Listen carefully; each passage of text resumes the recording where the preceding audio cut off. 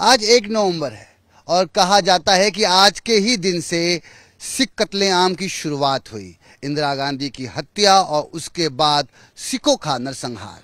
हमारे साथ बीजेपी नेता आरपी सिंह हैं जो कि साफ तौर पर कह रहे हैं कि अगर इंदिरा गांधी की हत्या नहीं भी होती तब भी सिख कत्लेआम निश्चित रूप से होता।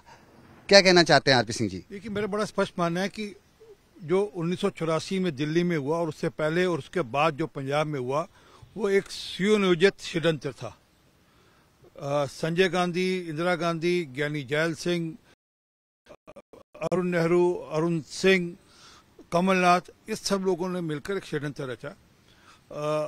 असल में इनको गुस्सा था इमरजेंसी में जिस प्रकार से सिखों ने विरोध किया, जत्थेबंदी भेजते रहे।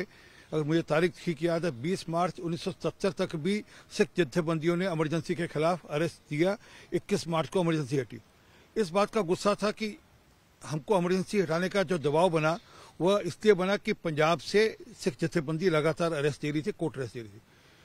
वो षड्यंत्र रचा गया कि हम किस प्रकार से पंजाब में अकाली दल को या सिख जत्थेबंदियों को हम कैसे विखंडित करें और वहां पर अपना राज स्थापित करें।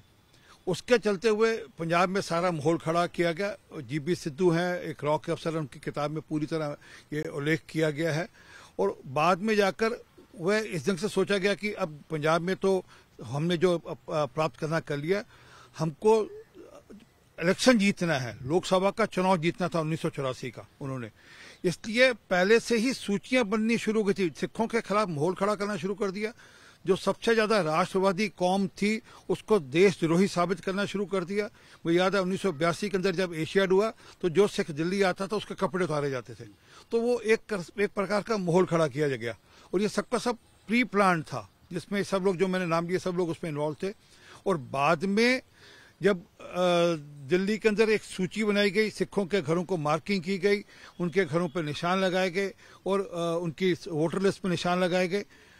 मिसेस गांधी की हत्या हो गई, वो इंसिडेंटल था। अगर नीब भी हत्या होती तब भी इन्होंने कत्लेआम कराना था। और वो कत्लेआम इसलिए कराना था कि इनको मेजॉरिटी का वोट लेना था और माइनॉरिटीज को देशद्रोही साबित करना था।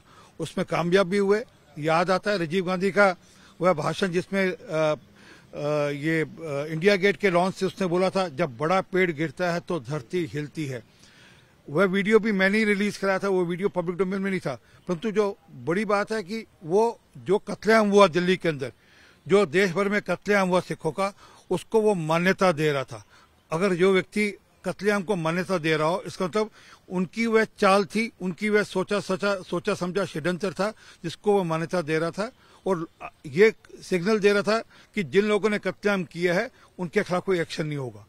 एक सवाल ये कि इतने दिनों बाद, इतने वर्षों बाद जब 41 साल होने को आए, आज भी पीड़ित परिवार इंसाफ की गुहार लगा रहा है, केस लड़ रहा है। सज्जन कुमार, जगदीश टाइटलर, कमलनाथ से बड़े नाम हैं, आज भी वे कांग्रेस में। देखिए, वो कांग्रेस के रत्न हैं, वो सब के सब। वो कांग्रेस उनसे कैसे पिन छड़वाएगी? टाइटलर ने तो कहा था कि जब 84 हो रहा था दिल्ली के अंदर, जब यहाँ कत्लेआम हो रहा था, सिखों को मारा जा रहा था, तो उस समय राजीव गांधी मेरे साथ गाड़ी में घूम रहे थे। ये टाइटलर का स्टिंग ऑपरेशन में बयान है। तो वह तो क्लियर इंडिकेट कर रहा था कि राजीव गांधी की उसमें हिस्सेदारी रही होगी। और जब राजीव गांधी के छत्र छाया में सब कुछ हो रहा था तो उनको कैसे निकाल सकते हैं? और अगर निकालेंगे तो वह कल खड़े होकर कुछ न कुछ इस प्रकार का राज खोल देंगे जिससे गांधी परिवार पर, राजीव गांधी और सोनिया गांधी और राहुल गांधी पर प्रश्न चिन्ह खड़े हो जाएंगे। मूल बात यह है कि ये जो पूरा घटना चक्र हुआ, ये प्री प्लान्ड षड्यंत्र था।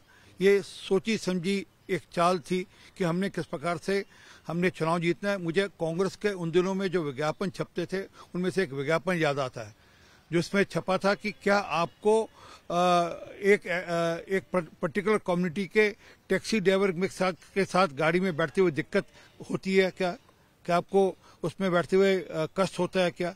वह उल्लेख कर रहे थे कि उन दिनों में टैक्सी और स्कूटर सरदार लोग चलाते थे दिल्ली के अंदर। तो वह उल्लेख कर रहे थे कि भैया आपको सरदारों के स्कूटर और टैक्सी में बैठते हुए दिक्कत होती है क्या?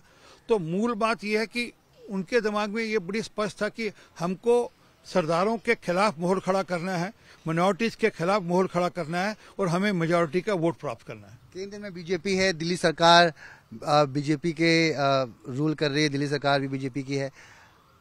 इंसाफ वो कब मिले, जो कि आप भी केस लड़ रहे हैं और अब उम्मीदें जाग गई हैं, क्योंकि आपने हमेशा ये आवाज उठाई कि हमारी सरकार आएगी तो इंसाफ मिलेगा। नौकरियां मिल रही हैं उन लोगों को, धीरे धीरे मिल रही हैं, मगर इंसाफ की गुहार आज भी लगाते हैं। देखिए, प्रधानमंत्री मोदी जी के चलते हुए सज्जन कुमार आज जेल में है, सजा याफ्ता मुलजिम है, परंतु आज तक भी वो कांग्रेस में है।